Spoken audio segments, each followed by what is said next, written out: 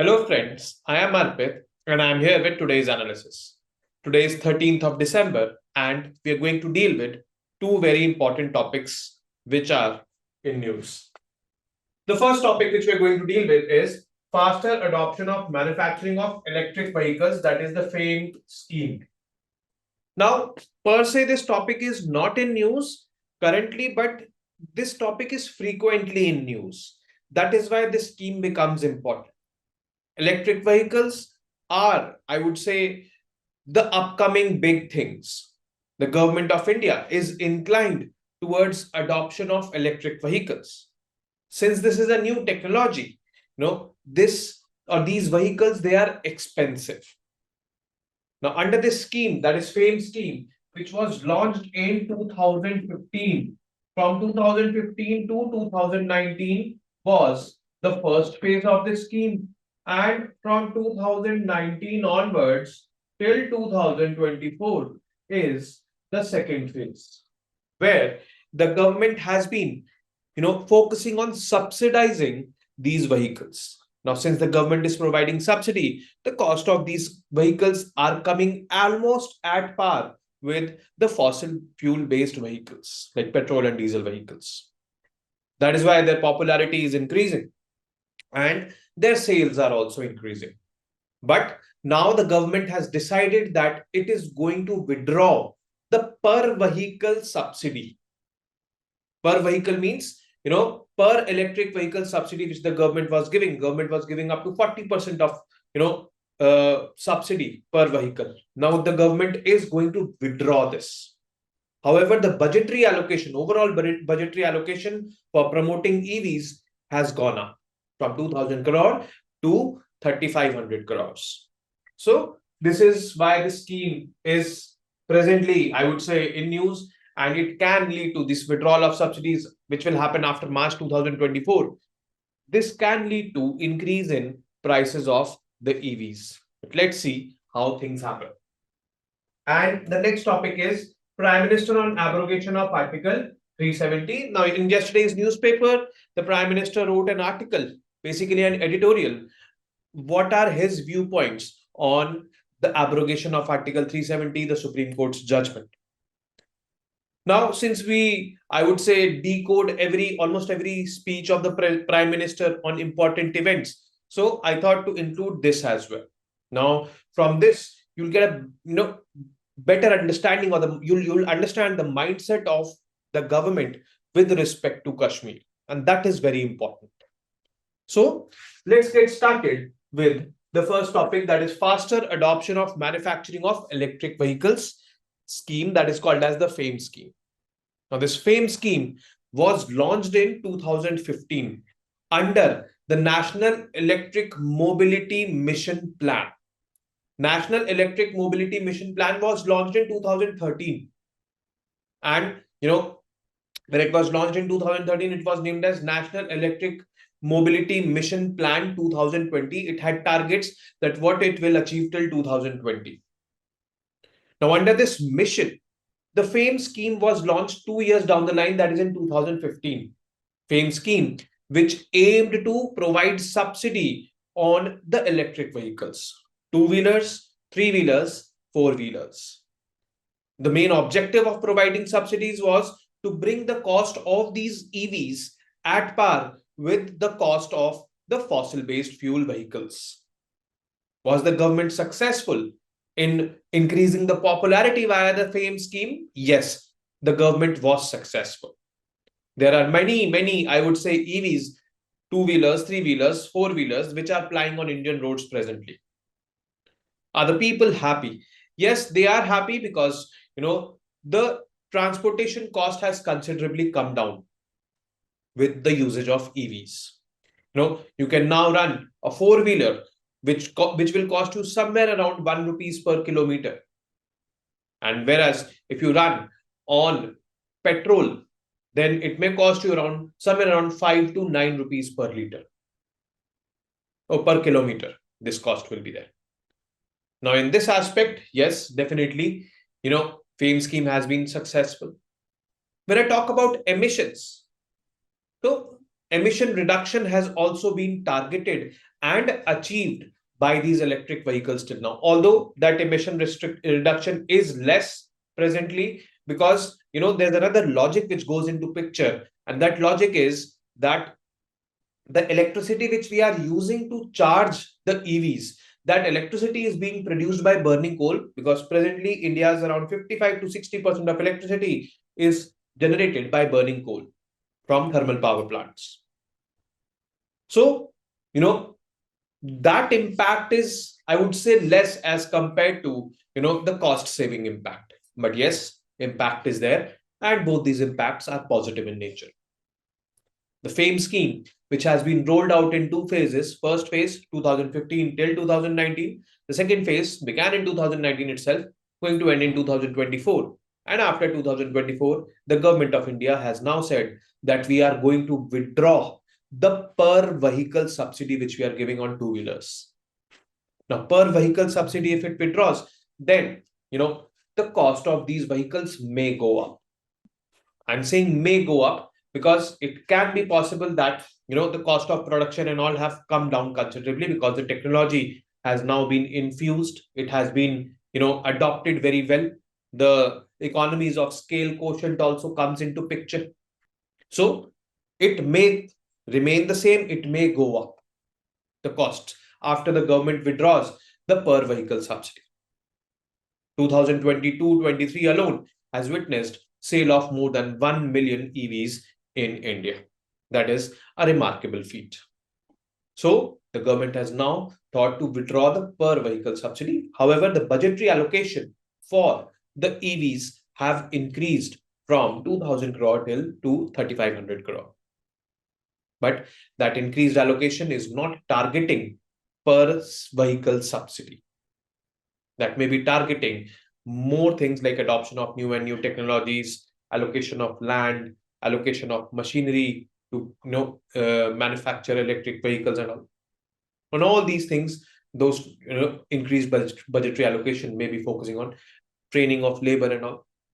So let's get started with this particular topic.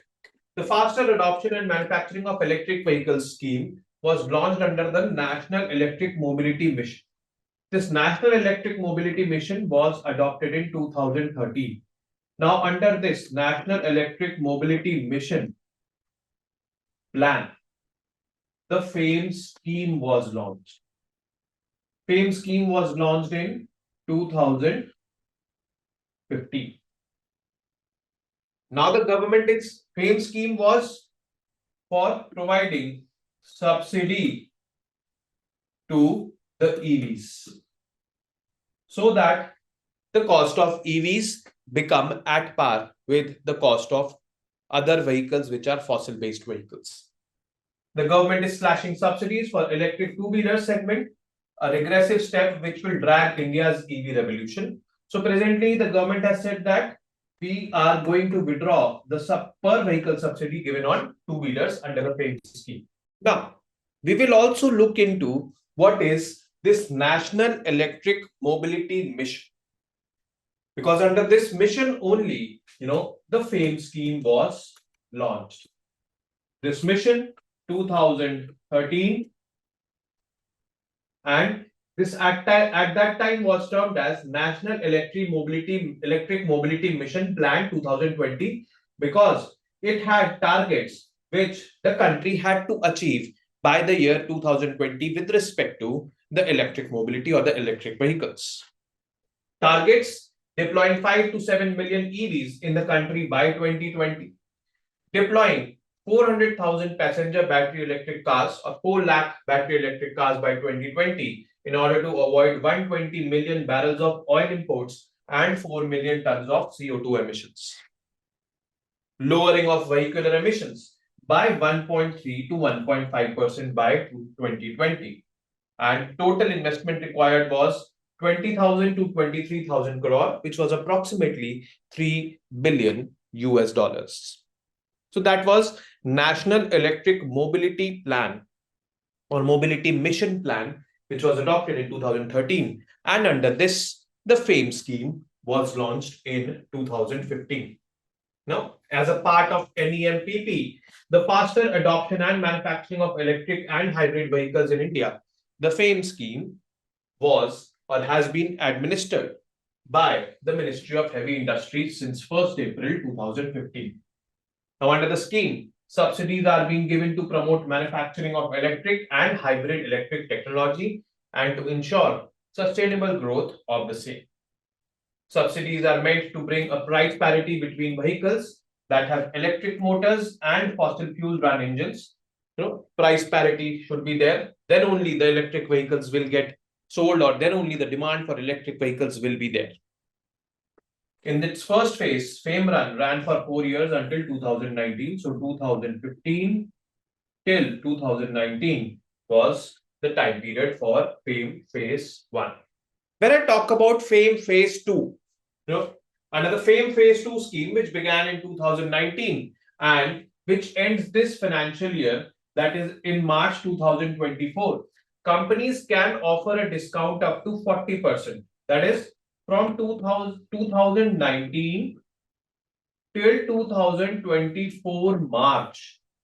During this period, that is the period of FAME 2, 40% discount can be offered by the companies who are manufacturing EVs, and this 40% can be claimed as subsidy from the government by those companies who are manufacturing EVs. Means there is a company, an EV manufacturing company, which is manufacturing, let's suppose, scooters. Now, that scooter is sold for 1 lakh rupees in the market. Now, there's a person who buys it. Now, this company is offering 40% discount.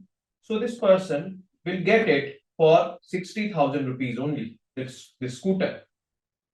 And the 40,000 rupees discount which this company is offering to this person, the government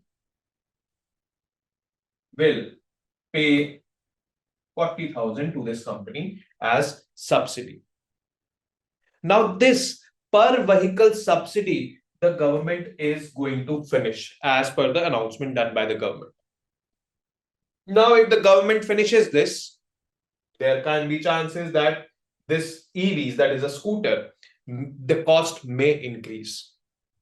So, this is the scenario. Under this scheme, the subsidies could range from 15,000 to 60,000 rupees for a two-wheeler. This is actually the range of how much discount can be given, and discount is equivalent to how much subsidies the government will be compensating these EV companies with. So this is basically the scenario. Now let's look into the statistics involved with respect to EVs. Now, presently, according to basically this year, 2022-23, the total EVs on Indian roads, around 5% of the total vehicles are EVs on Indian roads. Cumulative sales of EVs in India crossed 1 million milestone for the first time in 2022-23, and this is rising. In 2023-24, this figure can see a substantial increase. Now, two-wheelers accounted for more than 60% of all EVs. Now, when I talk about the categories of vehicles which are EVs, two-wheelers, three-wheelers, four-wheelers, and now buses and all are also EVs which are plying on Indian roads. In Delhi, I see zero emission buses, and those are electric buses, blue in color. DTC is plying them on the Delhi roads. They're being used for public transportation. Among all these categories, the two-wheeler sales is the highest. That is 60% of all EVs on Indian roads are two-wheelers, among three-wheelers, four-wheelers, and heavy vehicles. This 60% of EV sales with an increase of 183% over 2021-22 means it has almost tripled, 2.83 times, I would say it is, as compared to the last year, the sales of two-wheelers. And on two-wheelers only, now the government is saying that we are wanting to withdraw per vehicle subsidy because this is going to increase the subsidy burden on the government, which the government is not wanting.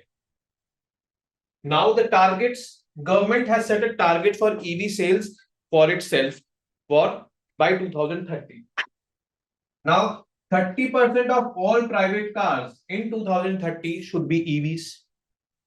70% for commercial vehicles should be EVs, and 80% for 2 and 3 wheelers should be EVs by 2030. Are these two ambitious targets? I would say yes, seeing the present scenario, they are ambitious. But they are definitely not over ambitious. They are definitely doable. They are definitely reachable. It is just the intent which we need to show. And all the stakeholders, whether the government, EV manufacturers, the battery chargers, we the people, all will be responsible for, or all will be, there to achieve this target. There are certain roadblocks like, fast charging is presently not available. The charging stations, they are not so, I would say, widely available as petrol pumps and all.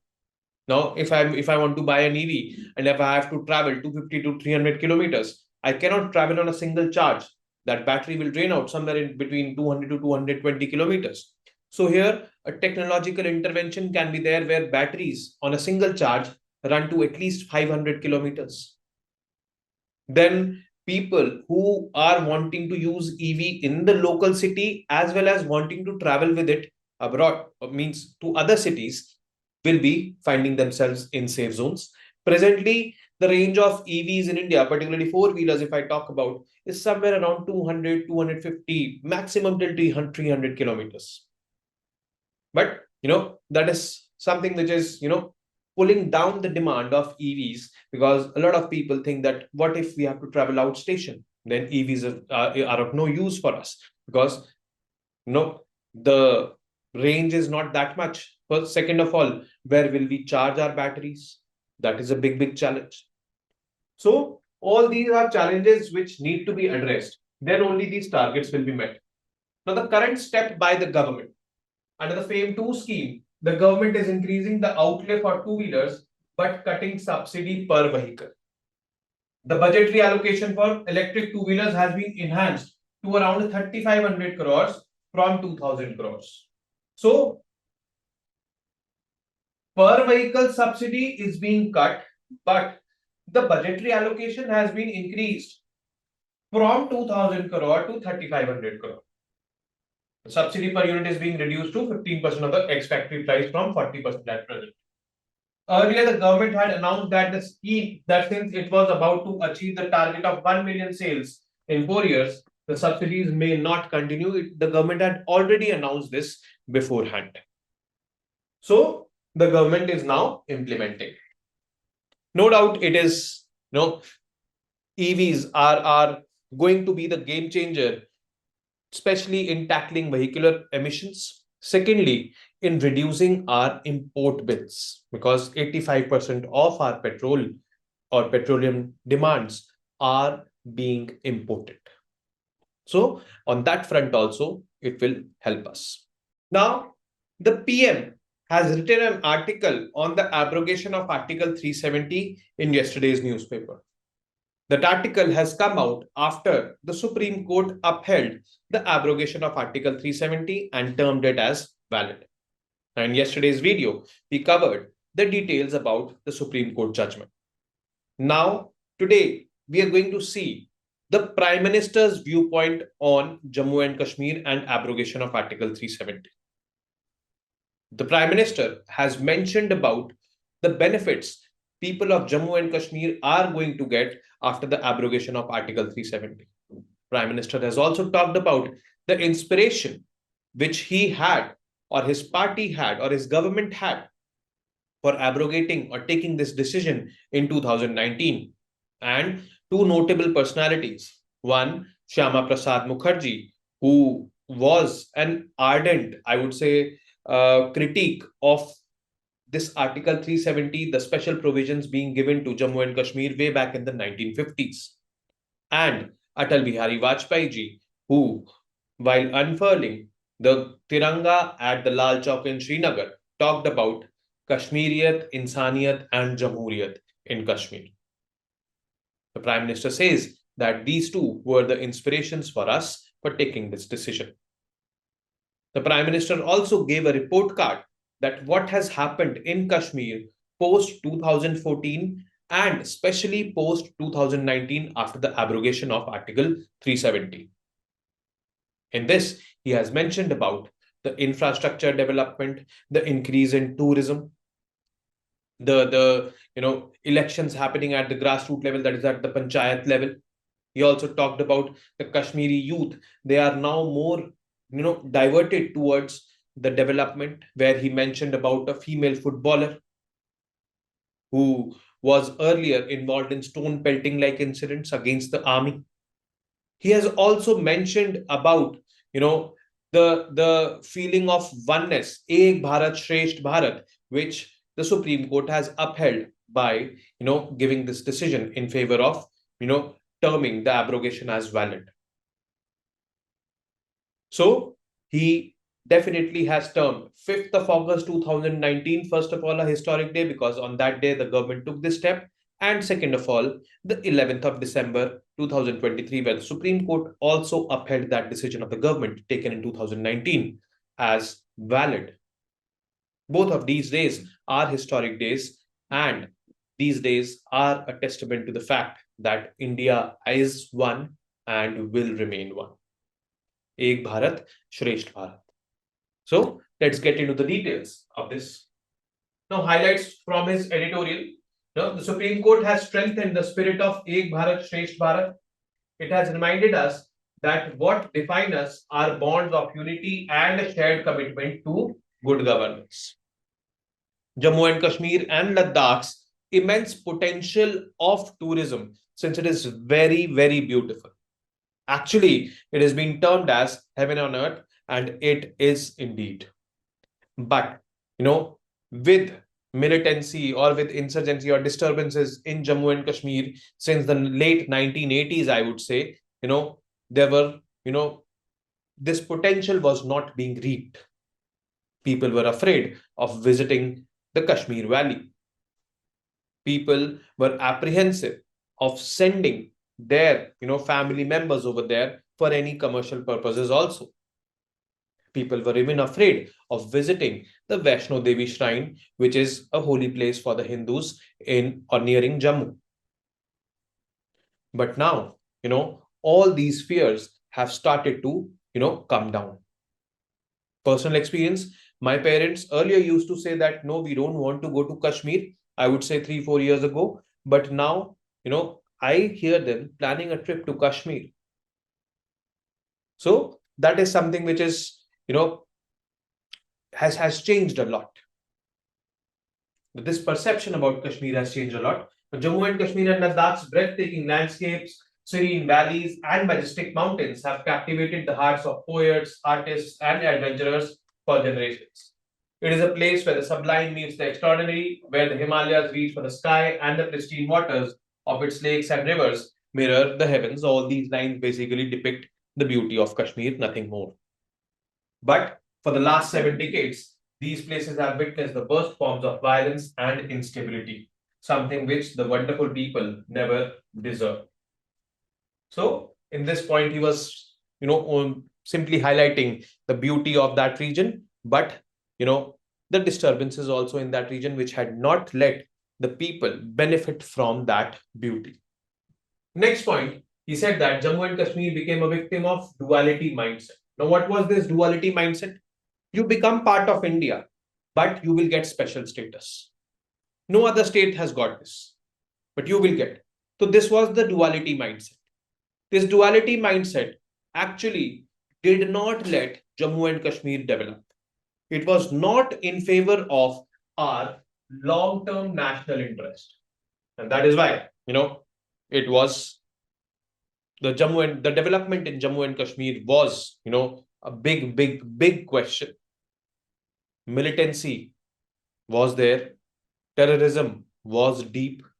So, Jammu and Kashmir, in a nutshell, was struggling. Next, he said that the source of inspiration which we had for taking this decision of abrogating Article 370, there were two sources of inspiration. Atal Bihari Vajpayee's Insaniyat means humanity, Jamhuriyat means democracy, and Kashmiriyat means the local culture of Kashmir. That has to be promoted. The statement was given at a public meeting in Kashmir by Atal Bihari Vajpayee. And this statement became one of the sources of inspiration for the present government to take this decision. The second source of inspiration was Dr. Shyama Prasad Mukherjee's contribution. Actually, Shyama Prasad Mukherjee was the founder of Janasangh. Janasangh was the predecessor of Bharatiya Janata Party. Bharatiya Janata Party was formed in 1980, and before that, the Bharatiya Janasangh was there, where Atal Bihari Vajpayee and all were members of the Janasangh. So Shyama Prasad Mukherjee was the founder of this, and Shyama Prasad Mukherjee gave the slogan "एक देश में दो निशान, दो विधान और दो प्रधान नहीं हो सकते." दो निशान means two flags, दो विधान means two constitution, and दो प्रधान means two prime ministers cannot be there in one country, and all these were existing in Jammu and Kashmir. Technically speaking, prime minister was not there, but yes, the chief minister was having all the powers which the prime minister had with respect to Kashmir. Kashmir had a separate flag, a constitution, which we already discussed in yesterday's video. Now, what happened was, Shyama Prasad Mukherjee, along with Atal Bihari Vajpayee, they visited Jammu and Kashmir in 1953 without a warrant or without a pass. They went to Pathankot, and from there they crossed the Ravi River by road and entered Jammu and Kashmir. They were arrested. Shyama Prasad Mukherjee was confined in, I would say, a house which was somewhere around 8-10 kilometers from Srinagar. And he was house arrested over there, where he suffered a major cardiac arrest and he died. But he was staunchly against this idea of giving special powers to Jammu and Kashmir. He was advocating proper integration of Jammu and Kashmir into India, just like other states have been integrated. So he was doing it way back in 1950s when Article 370, 35A, things like these came. And he was against it right then, there. Now, he died in Kashmir itself because he wanted to, go there without a warrant, just to symbolize the fact that Kashmir is an integral part of India. So, he's been revered, and he was also believed to be a member of the Nehru cabinet, but he chose to, give up his seat because he was differing with Nehru and other members of the cabinet on the Kashmir issue. So he gave up his seat and, chose this path. He died there. So, in Rashtriya Swayamsevak Sangh, RSS, there is a popular slogan that वो कश्मीर हमारा है जहां मुखर्जी ने बलिदान दिया या मुखर्जी शहीद हुए. जहां मुखर्जी शहीद हुए वो कश्मीर हमारा है. It is like this over there. So he was also there, against this Article 370. Atal Bihari Vajpayee also against Article 370. They wanted proper integration of Jammu and Kashmir, just like other states, into India. So these were the inspirations for this particular government. Now, Article 370 and 35A were major obstacles, the Prime Minister has written, and those suffering as a result were the poor and downtrodden. Now, both these articles we've discussed yesterday. Article 35A did not allow any permanent residency, settlement, or buying of any property by the outsiders. Only permanent residents were allowed to do that. They ensured that the people of J&K never got the rights and development that the rest of their fellow Indians did. Focus areas in J&K, as a Karyakarta, when Narendra Modi was a Karyakarta, he said that while serving the people of J&K, we gave primacy to 3 pillars. First, understanding the citizens' concerns. That is what Kashmiriyat is all about.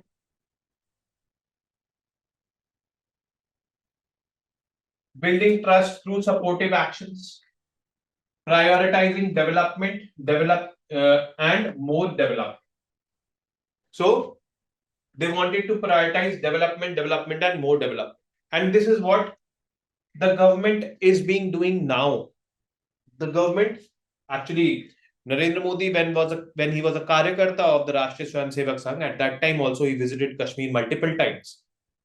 He was part of that group which unfurled the Tiranga at the Lal Chowk in 1992. And he said that as a Karyakarta, we were focusing on these three pillars. And these three pillars became the foundation when now the government is focusing on these three pillars only. Now, post 2014 developments, what have happened in Kashmir when the Narendra Modi government, the first Narendra Modi government was in power in the center. Now, first of all, as soon as they came to power, there was floods in Kashmir Valley in 2014 itself. During those floods, rupees 1,000 crore package or special assistance package for Kashmir was announced. And that was delivered swiftly, within time and precisely. Then next is over 150 ministerial visits. Now, Narendra Modi is saying that this is a record figure that more than 150 ministerial visits have happened from our ministers in Kashmir since 2014, and that is a record figure. No other government's ministers visited Kashmir this much, but ours are visiting. In order to further strengthen J&K's development journey, we decided that our government's ministers would frequently go there and interact with the people directly. So they have done that. Now, I still remember when abrogation of Article 370 happened, Amit Shah was there for a very long period of time. Amit Shah, the Home Minister of India. And he made sure that the implementation of this abrogation of Article 370 was peaceful without any, violence happening. And he was successful in doing so. Special development package for J&K was announced. It contained initiatives for infrastructure development, job creation, tourism promotion, and support to handicraft industry. Then he also talked about or mentioned about power of sports, because the government is focusing on other avenues apart from education, that like sports. Now he mentioned about one female footballer, Afshan Ashik. In December 2014, she was a part of stone pelting group in Srinagar, but with the right encouragement, she turned to football, was sent for training, and excelled in the game. So, Prime Minister has written in his article that when I met, Afshan Ashik, I told her that, just like bend it like Beckham happened, now ace it like Afshan is going to happen. Means you're also going to excel in football, just like Beckham did. Now, the Panchayat polls were also watershed moment in the region's quest for all-round development. So, this is all what happened after 2014. Now, we have a report card of post-abrogation of Article 370, that is 2019, we can say. What has happened after 2019? Now, at a political level, the last 4 years have been marked with a renewed faith in grassroots democracy. Women, SCs, STs, and marginalized section of the society were not getting their due. At the same time, the aspirations of Ladakh were ignored.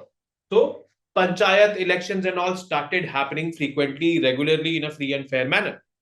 No, there were incidences where militants, they attacked the Panchayat, the Sarpanches also, because this Sarpanch was a symbol of government of India, gaining more and more popularity, and the popularity of these militant outfits decreasing. So Sarpanches were attacked. Central government schemes have attained saturation levels. Saturation levels means they've covered almost all sections of the society. These include Saubhagya, Ujjwala scheme. Strides have been made in housing, tap water connections, financial inclusions. Housing, we have the Pradhan Mantri Awas Yojana, Jal Jeevan Mission, financial inclusion, Pradhan Mantri Jan Dhan Yojana, Atal Pension Yojana, and various other schemes are there. Now, healthcare, otherwise a major concern, has witnessed an upgrade on infrastructure. Indicators like IMR have improved. Now, the vaccination drive post-COVID was very smooth in Jammu and Kashmir. The Kashmiris were very happy with the vaccination drive, according to various vlogs which I have seen on YouTube. So, that is there. All the villages achieved ODF plus status. So, ODF plus, they are not only ODF plus, ODF stand for open defecation free. They are open defecation free plus, means waste is being generated, the waste is being treated and then being discharged in the nalas or the water bodies. Without being treated, it is not being discharged. So these are basically the achievements after the abrogation of 370. Apart from it, the government vacancies, which are a den of corruption and favoritism, have been filled in a transparent and process-driven manner. So Jammu and Kashmir State PCS was, something which was marred with, inefficiencies, corruption and all. But this has, been better. The boost to infrastructure and tourism is for everyone to see. You go to Kashmir, it is now, better and better. You see more number of flights going to Srinagar. You see road connectivity, the roads increasing. We've seen this Atal tunnel, which has been constructed, which is connecting Himachal with Jammu and Kashmir. So it is there. Earlier, there was a question mark on the status of Jammu and Kashmir and Ladakh. Now there is only an exclamation mark about record growth, development, and tourist inflows. Actually, yes, the tourist inflows or tourism inflows in Jammu and Kashmir and Ladakh has increased manifold in the past 3-4 years. So this was the, I would say, achievements post the abrogation of Article 370. Now, in its verdict on December 11, the Supreme Court has strengthened the spirit of Ek Bharat Shresth Bharat, because now there is no one country, two constitutions. One country, one constitution. Constitution of India is being applicable over there. The laws made by the parliament are being applicable in Jammu and Kashmir. Simple as that. It has reminded us that what define us are bonds of unity and a shared commitment to good governance. Today, every child in Jammu and Kashmir and Ladakh is born with a clean canvas where he or she can paint future full of vibrant aspirations. The dreams of the people are no longer prisoners of the past, but about the possibilities for the future. And after all, development, democracy, and dignity, these 3 Ds have replaced disillusionment, disappointment, and despondency. So these 3 Ds have, replaced these 3 Ds. So that is what the Prime Minister thinks about abrogation of Article 370. I hope you've taken some useful points out of this article which the Prime Minister wrote here in yesterday's newspaper. Now, this is it from today's session. I will be meeting you tomorrow now with more such informative news pieces. Till then, you guys very well know what to do. Keep studying, keep reading, keep writing, and most importantly, keep revising. Namaste. Jai Hind.